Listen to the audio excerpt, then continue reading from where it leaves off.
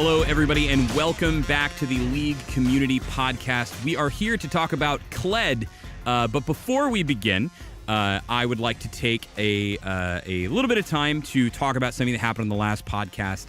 For those of you who were listening to us talk about Rise and the Rise update, someone, I believe it was John O'Brien, was a little mistaken and made a comment about Rise's original voice actor. And so we wanted to give a shout out to Adam Harrington, the original voice actor of Rise, who is certainly not someone off of the street. Definitely a mistake by John. Didn't actually know that Adam was Rise's original voice actor, which is funny because Adam actually tried out and got pretty close to being accepted to be Rise's new voice actor as well. So we love Adam here. You guys probably also know him as the voice actor for the original Karthus, Shaco, Kassadin, Mordekaiser. He's also gone on to do a lot of great things like The Wolf Among Us, a lot of different voices in that, as well as the main characters. So go ahead and check out Adam Harrington, VO. Sorry for the confusion. But back to this one. We are here for Kled. If I didn't introduce myself, I am Patrick Scarborough, also known as Skarzard, and joining me is the DNA pod behind the champion, Kled. So we have Odin Wargbobo Shafer. Warg. Was that good enough? Is that good enough for you? It's acceptable. I tried to go for like a... Okay, Bobo. so I will never mess that up ever again. And we have Edmundo. I'm going to mess this up. Oh, God, you have to say it. Adnumde. Edmundo Adnumde Sanchez. It's actually Edmundo backwards. And trying to... it's like, if you had not told me it was backwards, I would probably have gotten it every time. But now that I know, I'm like, oh, he's got to make it do it. And we have Iain, Harrow, Hendry here. Guys, how you doing? Pretty good. I have the most boring summoner name at this table, apparently. Exactly. Harrow is actually pretty regular. So to give you guys the rundown, Odin, you were the head of the kind of narrative design, you might say, behind Kled. So what does that actually entail for someone as crazy as this? Well, for any of these, some of it is sort of figuring out theming and sort of like the character. So what are they going to feel like as a person as opposed to the sort of pure gameplay? There's obviously a lot of interaction between art and gameplay for that personality. So we're always trying to make sure that that's doable, but also that we're aligned. And so a lot of what I do is sort of, most of my job is actually pitching stuff to these two people and being like, hey, do you like me? Do you like me now? Please like me. The answer is no. Sometimes he has good ideas and we will steal them from him. Oh, I see. Okay, so it's a very interesting relationship then. It's like, guys, but what if they had spacesuits on? And you're like, Odin, stop, go away. Yeah, well, yeah. What if he was an insane old man with a somewhat codependent relationship with his pet that actually doesn't understand him, and by insane I mean like totally insane, like talking to things. And yet that one is the one that ended up sticking. So Mundo, walk me through a little bit of the journey from beginning to now. Like how did we begin concepting this character specifically? Because I know there were a lot of challenges around, well, is it going to be a Yordle? Is it going to be a person? What is he going to ride on? Things like that. Well, actually, I think pretty early on we decided to make it a Yordle. So I think we were hitting on a design space that there was a lot of humans already taking up on. You know, basically you had your Master Yi's and your Fiora possibly and whatnot. Humans with swords. Humans with swords, yeah. So we wanted to kind of hit that vein gameplay wise, but so wanted to make sure that we were gonna get a completely new visual. So Yordle was definitely decided on pretty early. Definitely knew that we wanted a mount, but we didn't know exactly what it was. So that's my job, right? Like I started just drawing and getting submissions for as many mounted Yordles as we could, and then started generating conversation and seeing what was it that what would best fit this character. So I know, we talk about it on the podcast a lot, the DNA, the design, narrative, art. It's kind of a give and take. There's a lot that kind of moves in between. So they literally lock us in a room. That's please help all of us. So we haven't been allowed to leave for hours. But no, so which actually came first here? Like, what was the chicken or the egg in the Kled case? We kind of knew mounted Noxian Yordle pretty quickly. Yeah. Like we established that we wanted to do mounted, and then we were like, oh, but the mount can't be big, so therefore the rider needs to be small. Okay, Yordle. Or Yordle or Goblin. And then we were like, oh, well, we're not sure what the line is. But we were then looking at Yordles, and we were like, yeah, Noxus doesn't really have a Yordle. That would be kind of different. Like, that would be really different from the other Yordles. Yeah. All the other Yordles who are like, let's live in harmony in some like weird forest town and love one another. And Kled is definitely a far cry from that.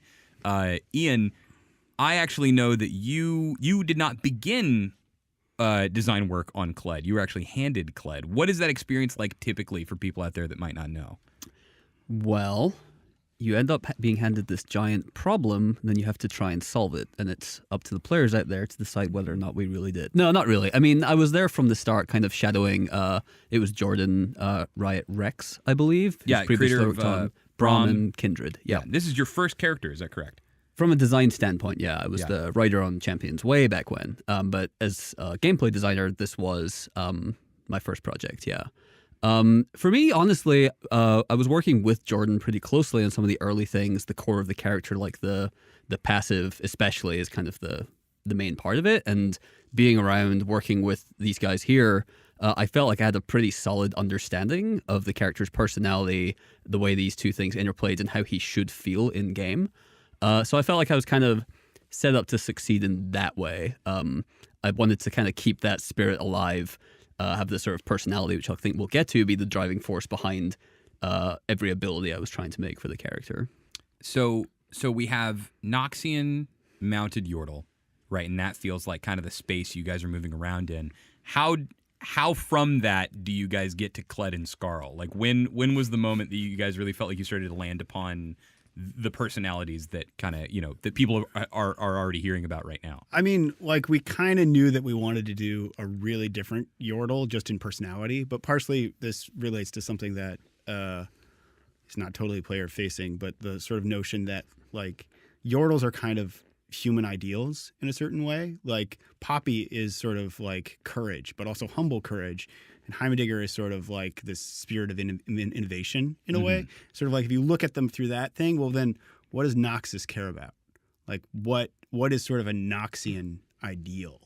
And he kind of personifies that. And it's a like insanity. Let's is do that it. Like he is the guy who is going to charge into the middle of the fight, even though he's only 3 foot tall, like, and try and beat up all 5 guys. Yeah. And for me, it was a thought of a fucking old movie, Bad News Bears, where there was this one little kid who was picking fights with everybody, and he was always losing. But like through the course of the movie, you began to realize that in itself was sort of heroic. Like, like, I don't care if I lose. Like, I'm not afraid of getting beaten up. Yeah. It's actually interesting that you bring up Poppy because, it's easy to see Poppy. I think the thing that came up the most during her development was David and Goliath, right? It was like, oh, we're going to have the little Yordle that takes on the big guys and wins, right? And, she's all decked out in Demacian armor and everything. It's cool to see the Noxian Yordle be the one that has, like, no regard for safety, right? It's like, doesn't actually care if he's going to win, is going to charge right in. Yeah. Yeah, I think the kind of sort of symbolism that I've always seen is Skarl the lizard is almost that voice in the back of your head that's telling you this is probably a bad idea, really. But then true courage is when you completely ignore that and just keep going. Yeah. And that's kind of what we tried to make Kled feel like is there's a lot of things in our game that tell you just go back to base, just come back later. No, everything about Kled is if you just stick around a little longer than it seems sensible to do, just go in one more time, get that last hit, it's actually going to work out better. Yeah, it's almost, we actually had like up as pillars for a little while, like goes ham. Yeah. Like, as a sort of like encouraging that. And then Mundo sort of did a really sort of early drawing that started to move him into the insane old man thing.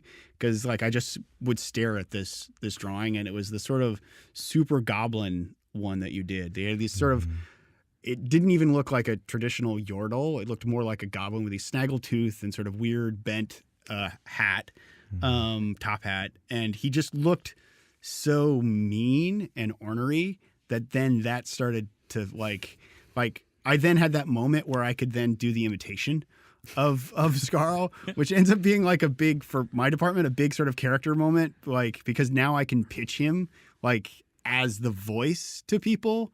And then if they like that, then it's like, okay, I know how to write this guy. And like people start sort of being able to quote him even before he exists, like before we had a voice actor. Even the naming process for these characters, like, you pitch a whole bunch of names and Odin submits this huge long list.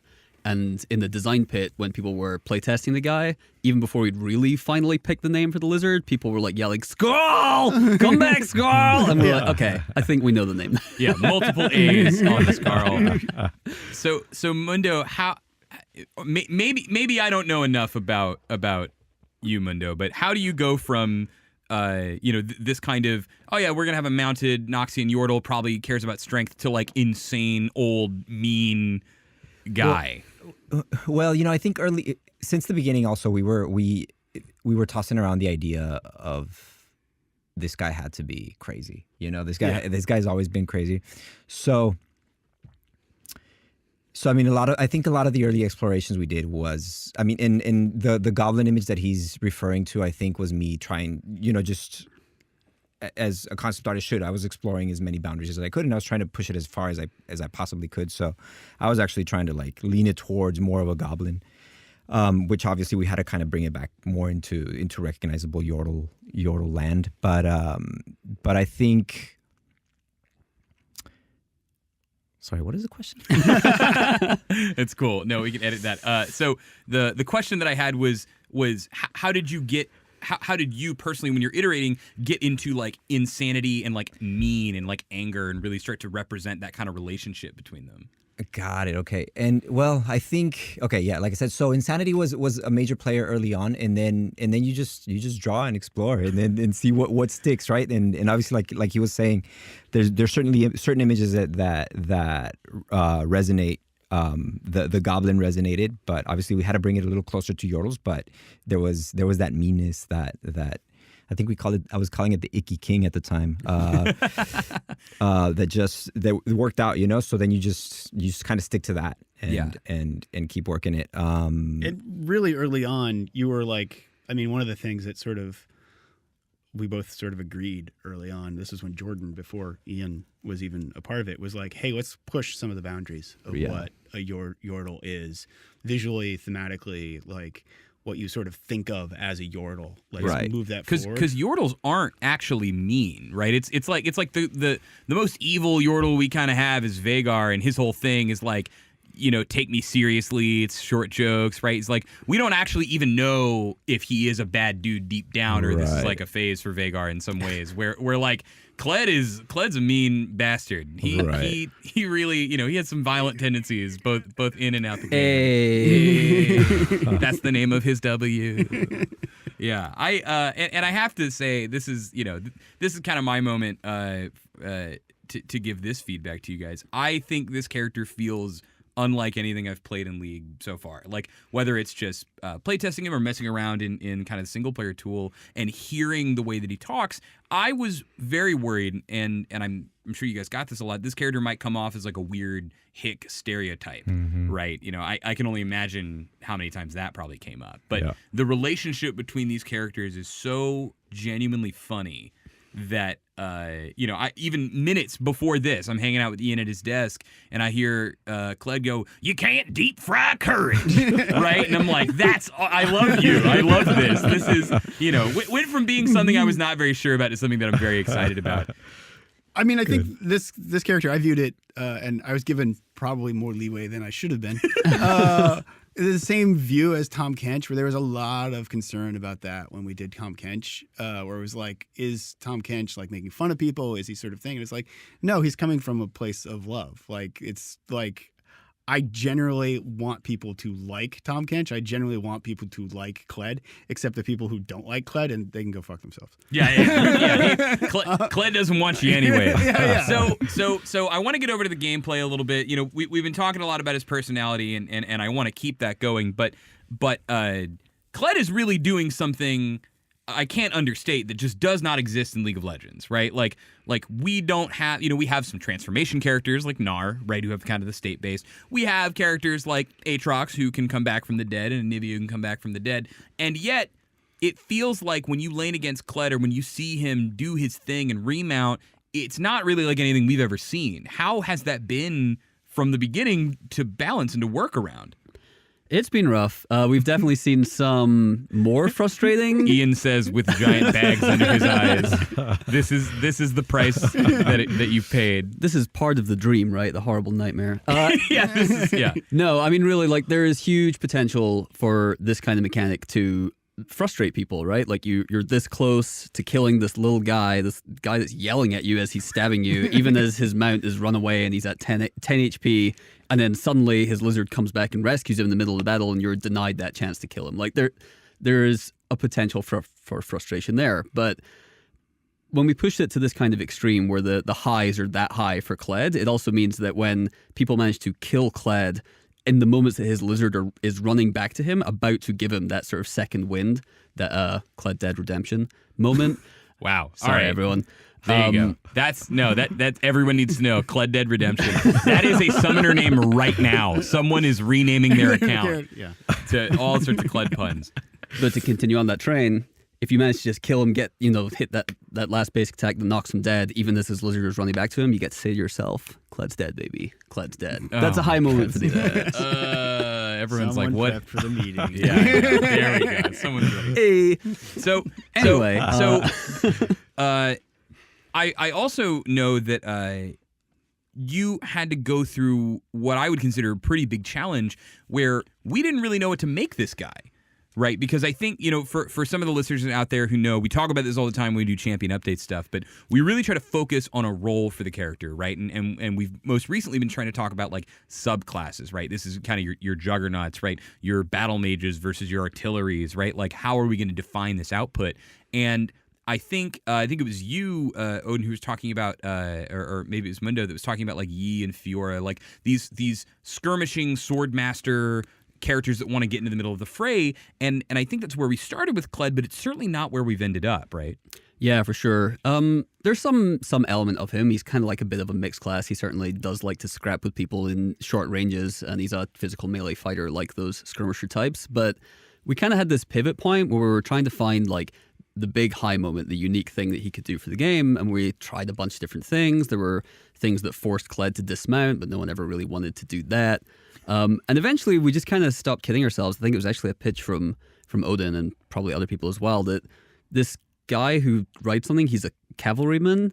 Why isn't he doing a giant cavalry charge, right?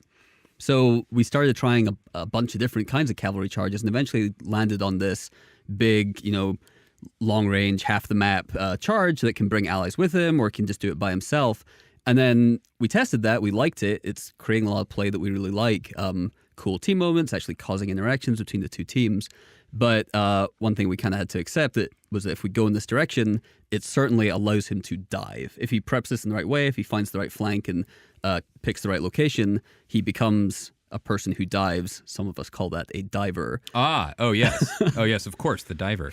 So Mundo and Odin, we talked a little bit at the top of the show, and I think people are a little you can intuitively understand how art and story can inform gameplay, but how challenging has this process been for you guys on the receiving end, right? Because I know that there's a lot, and a lot of people who aren't in this room, right? The VFX guys, the animators, right? Who have to hear, hey, so we might be going in a completely different direction, right? Like, or I need to find a new ability, right? Like, how does that impact what you guys are actually working on and how you guys want to shape the character? Especially even from the early stages when you knew it's like, well, we want him to have double health bars, things of that nature. Right. For this guy, less than like some of the pivots on like Jin or Alawi. Like a lot of the base character was still kind of the same. And in a way, the transition to diver, I mean, I had been kind of in favor of for a while. Just like everyone when you have August Browning like actually going, I'm gonna kill everybody. Come back here, Scarl. Like I'm gonna kill him anyways. Like when you have like nearly like robot August like expressing that, like you're like, all right, people like get this personality and enjoy that, and it was like, oh, we should probably embrace that. Where it's like things like Alawi or Jin, where I had to transition a little bit more. This one, it was like, I don't know, like, hey, Mark, I think he's a diver. If everyone wants to do it over and over again, at a certain point, we got to be like, maybe that's just the thing he should do. Yeah, Mundo, do you find it difficult to especially because I know that you also have a leadership position within the team, kind of helping monitor a lot of the other artists and people that contribute to this project. Do you find it challenging to say like, oh guys, something's changing, or they don't know what they want him to do yet? Does that limit the space you guys have to kind of come up with ideas, or is that actually really good for you? Well, I mean, I think it depends what exactly it is and when it comes. I think when things come very late, it certainly does limit the amount of things that you can possibly do. I think in this case, though, with when we went diver, it actually didn't necessarily have an impact on art. I think we were already pretty. The art was solving problems that I think would have kind of helped either way. Yeah. So it wasn't too big of a deal when we went diver. But yeah, I think depending on what you're doing, certainly when things come in late, it certainly hurts the team, to have to go make changes late, Yeah. So we certainly try to solve any problems ahead of time. I think less than the sort of shift in class, it was just the nature of this passive and like all the tiny things we were tweaking and fine tuning and so on really were the things that caused the most pain to artists who had to go back in. Like, we're like, okay, this guy needs a slightly longer attack range than he was at, so we need something that can actually sell that he's poking you from slightly longer than the usual attack range. Okay, well, we've already done all these animations, I guess we'll have to do something else, and so on. And like, we're changing like the width of the cone of the shotgun blast that he fires, and we're changing the range of that as well, and all these other tiny little things on this system that's kind of fragile, right? Like, we want it to function well, but it has potential for frustration, so trying to find that balance caused a lot of small changes that you wouldn't think would be super impacting to everyone, but definitely, yeah. Certainly Rory, Jin, and Kyle suffered so that's animation effects and sound effects suffered the most of it, because each time it shifts, like if one of those shifts, all three are affected. Yeah, and so it's minor change affects them. And big props to those guys, because I think they brought a lot of the personality into the character. Oh, for sure. But I do think a strength of the team is agility. And I think it comes with the territory. I think when you're creating something from scratch, you definitely need to be ready to maneuver, impromptu. Yeah. So it's something that we're certainly used to, and something that I think the team does really well. Yeah, I think that's actually something that that our listeners out there, I think people sort of assume, and in some cases it's true, right? In some cases we say like, oh, Echo, Time Punk, Assassin, like a lot of those things kind of come together and they feel like they really work. Right. But we've talked on streams and on podcasts about how like Jin was originally Kindred, right? Like Deadeye was this jungle sniper and then turned into the manifestation of life and death, right? And you're like, things actually change pretty dramatically sometimes, and so definitely shout out to those guys if you're listening for all the work that you've done. It feels like every time I load up Kled in the last couple months, it's like, oh, now he rolls back when he does a shotgun blast. You're like, I love the animation on the W where he like gets up on Scarl and starts stabbing and just screams as he does it. I want to go back to talking about the personality, because this, I think, is so key for me, and yet was actually a really big source of contention. Is that right, Odin? I mean, there were probably, compared to any, with maybe the exception of Dunkmaster Darius, this has been the most like worry I've gotten, and most sort of meetings with legal I've had. With the like, can we does that feel good? Does that not feel good? Like, some people, that could be a badge of honor, right? It's like, so in a way, it's a badge of honor, because if we played it safe, it wouldn't be Kled, right? Like Kled, like I needed to figure out where our lines were for like swear words in League of Legends, and like depictions of violence, which I think it's kind of amazing that I managed. And unfortunately, most of these lines are not in the game. Like that, we had lines that he said things that were too violent for League of Legends, the video game. Yeah. Like in a way, some of those lines were like the things that both people were the most concerned about, but the people who were like when we had playtests and people were playing them also like clued you into who he was, and it felt right. Or it's like I will make soup out of your genitals. Like it's like he's going to make soup out of our genitals. Yeah. Genital is just not a word you expect to didn't hear in make League of it. Legends. That didn't make it. Also, the Really breaks my immersion here. yeah. Well, I was trying to get a genital-less experience. Yeah. Last hitting my minions. You got to bring genitals into it, man. Yeah, the one that was the hard no, which is, and my voice is a little shot right now from impersonating a different character, but was the I'm going to cut off your head, crawl inside your skull, and make a summer home, and then screaming, I will use your eye sockets as a boudoir. Yeah, damn. That's not one that I had heard of before. I knew about the soup genital shenanigans. Yeah. Man, I when I first heard stuff like that, it almost reminded me. My family has a military background. It almost reminded me of like a sergeant or like boot camp, right? Like the kind of just crazy fantasy level shit that people will say to you to make you feel like you're gonna get your ass whooped, right? And no, that's definitely that's intentional. Like he is like wearing Noxian military gear, and to a certain extent, he is your best version of a Noxian like drill sergeant. Yeah, I do want to give special shout outs as well to another member of the team, Evan Montero, for what is just knocking it out of the park on this splash art. Yeah. Mm-hmm.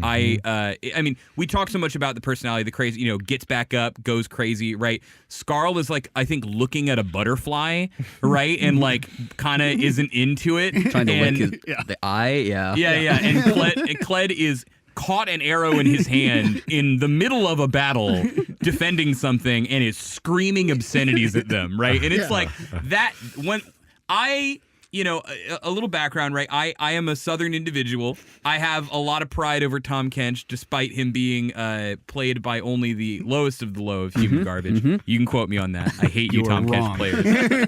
But no, I love him. I love the whole Lady Killers sort of aspect that he's got going. It's super great. And when I heard that we had this old man bumpkin from the Noxian outskirts named Kled riding his little horse. Yeah. Was it Kledadiah?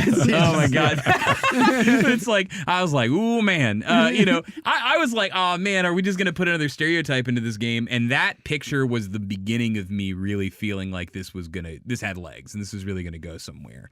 And God, so many things like what his cue. It's a bear trap on a rope. That is the name of the ability. Iain chose that name, and it was perfect. This was like because Iain was in narrative. This was probably one of the easiest collaborations I've ever had because like he'd wander up and be like, "I'm going to name it bear trap and a rope," and I was like, that is sweet, and I don't have to do any work. Yeah. All right. But and sadly though, Mr. Kled's Wild Ride didn't make it. That was the name of the ultimate for quite a long time. But yeah, that one we had to lay to rest. Yeah. But it will live on in my heart as the name of the ability forever. Mr. Kled's Wild Ride. Well, tell me about that ultimate now, because we mentioned it earlier. We were talking about the kind of the change between a skirmisher or what some people in forums may know as a light fighter is what we used to call or them, Slayer right? sometimes. Yeah, Slayer, right? Like these are your melee carries, for lack of a better term, right? And when we changed to Diver, I know you. I don't want to say you lost a whole ton of sleep, but I don't think you got a lot during the process of trying to figure out all the different ultimates and things. So tell me about some of the ones that didn't work and how you really got to this one that you like. Some of the ultimates didn't make it. So the one that was closest to that kind of skirmisher thing, this idea of light fighters happy fighting the front line and gives up the access to the back line to get that kind of power. There was one which was also a kind of a shorter range charge, just a like Malphite ult kind of range, which would hit one person, lock them in place, and then blast everyone behind them away.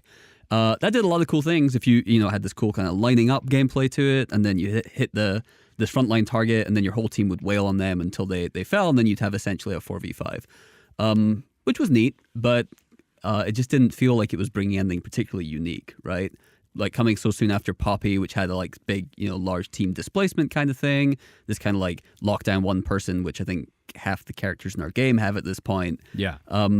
So some version of like isolate or stun the guy. Right. So after that, I think I mentioned earlier, we tried a bunch where he just kind of had big steroid moments. If you think like Riven Ultimate, big power boost, which then at the end, no matter what happened, he would get dismounted, right? So he's gone into this kind of like crazed state. He's pushed Skarl to Skarl's poor limits, and then Skarl's like, all right, I'm done, I'm out, right? Which kind of was cool in the sort of personality way. We had a lot of cool ideas of what we could do with VO lines in that kind of state and so on. But at the end of the day, you're in the last 2 seconds of this powered up state, and you've gone as deep into this fight as you possibly can, and then you're in your weakened state.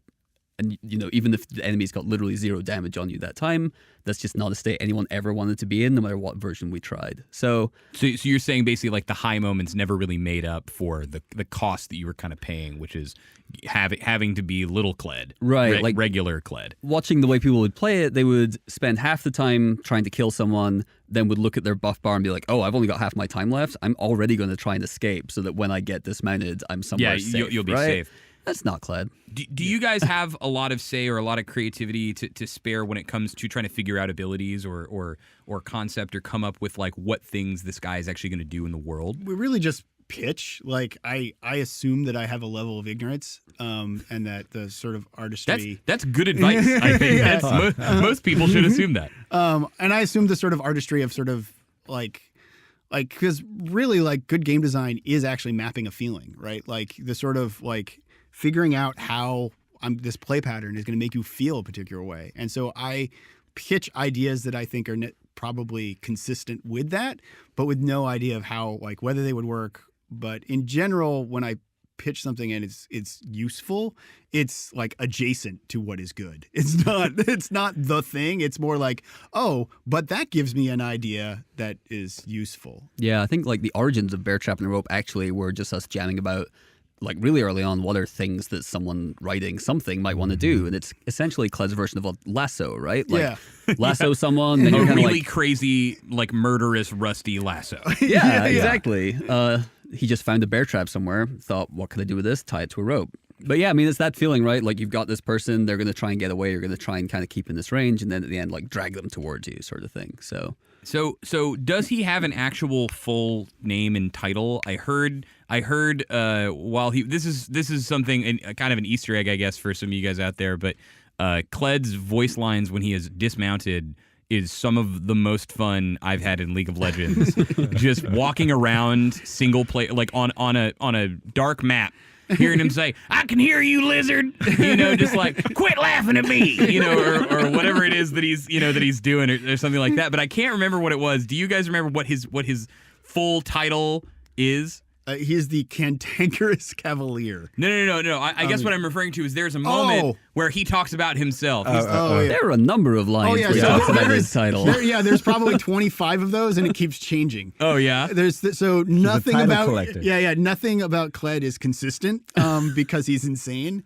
But yeah, he's like Grand Admiral of the Mountain Division of and it just keeps going on. And Vanguard because he likes to take Artillery. the titles of everybody that he slayed. Yeah, anyone that he beats, he takes the title. And one of his lines is actually like when he kills somebody, he'll be like, "Wait, what title were they? Yeah. Damn, I forgot to ask again. Gotta ask him before we kill him." Yeah, that is actually a super fun idea. This is the kind of stuff that really makes the characters for me, is when I can when you learn so much about them that you can really start to apply that knowledge and kind of that wonder to them outside of the actual game, right? Like Ilaoi, one of my personal favorite characters of all time. You're a glorious man. Yeah. And so handsome. Oh yeah. Just making up for the Tom Kench cracks earlier. Yeah. Tom Kench is literal human garbage, but Ilaoi is only for the true and purest of heart. Why do you hurt me? Yeah. But no, the fact that Ilaoi quite literally beats people over the head with her religion, right? Like, is just such a super fun concept for like a priest or a cleric type character that I don't think you usually really see, right? And so wondering like how Kled interacts with other champions in League of Legends is super fun. Are there a lot of interactions? Did you guys go deep on giving him a lot of unique things to say or do with other characters? One of the things we had started with Jhin and couldn't really implement and got to implement with Kled. When you kill people with Kled will say something about the person he just killed. He will diss their dead body. And so it's like the sort of dream of where like like the taunts sort of actually belong Yeah. exists with Kled. And so he has a lot of things to say about the Noxian champs and other Yordles. None of it is very nice. Wow. I think he actually says something sort of nice about Riven. Where it's like, she's, I almost feel bad about that. Yeah. Almost. Yeah. That's I guess for Kled, that's probably as bad as close to nice as you get.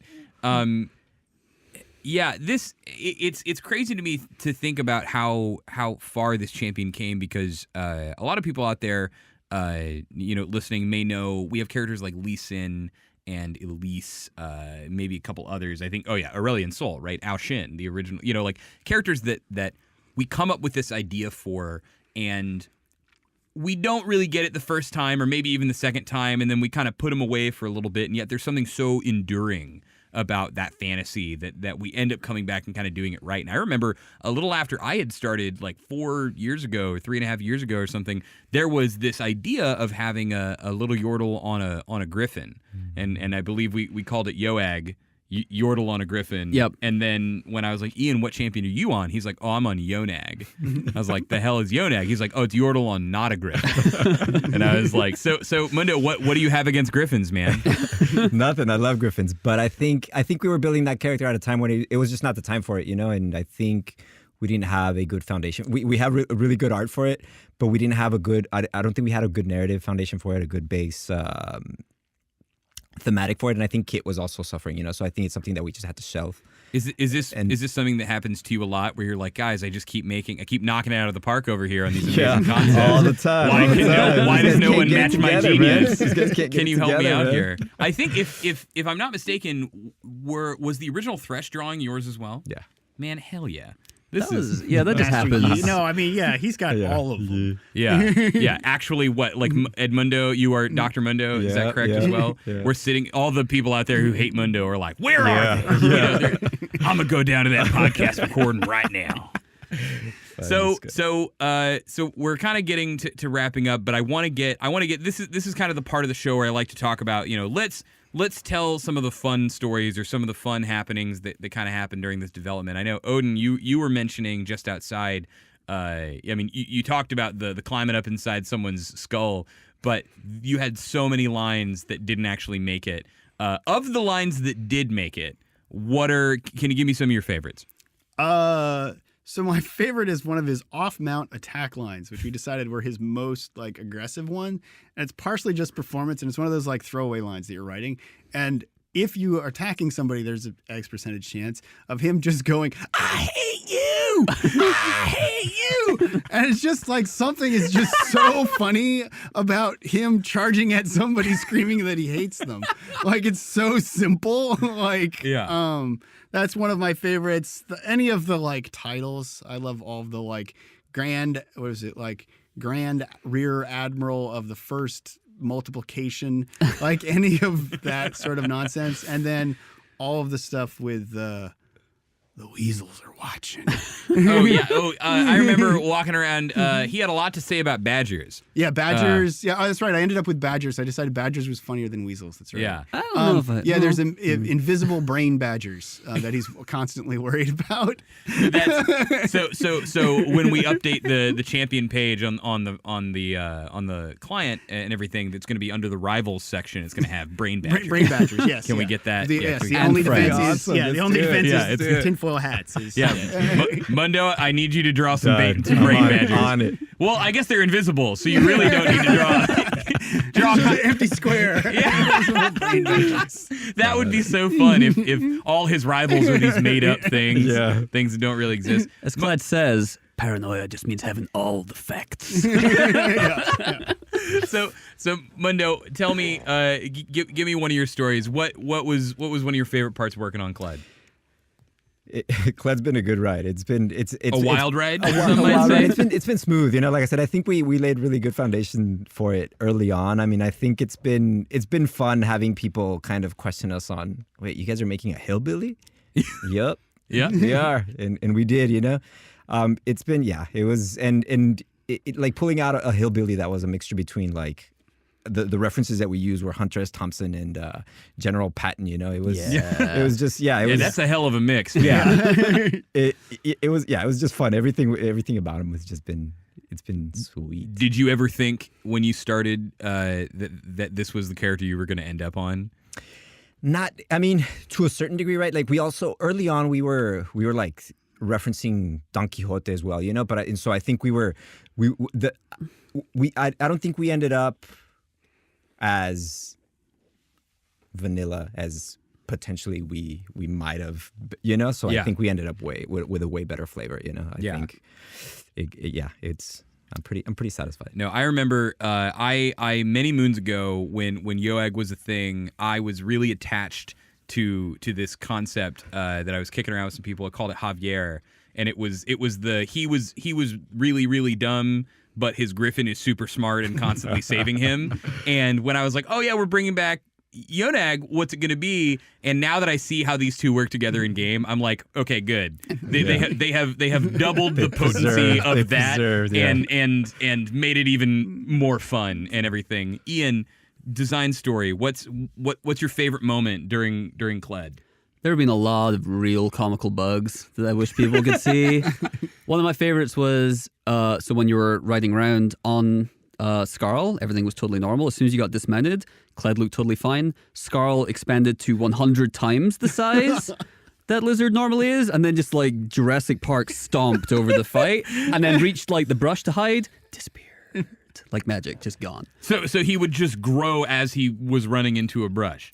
No, he just immediately snapped to 1,000,000 times the size. Oh, okay, good. Just obscured your entire vision. Gigantic dinosaur lumbering away. Could you not see anything underneath him, or did he become like the texture? Oh, you could kind of make things out, but it was literally like a T-Rex. Look, man, I'm just saying, around. when are you going to let me have the strategic identity of obscuring the entire map with a giant lizard? That'll be the next one. Yeah, Kled 2. Yeah, Kled harder. Yeah. Oh my God. There was another great bug. This was just like one accidental script mistake. Every basic attack Kled did turned his opponent also into Kled.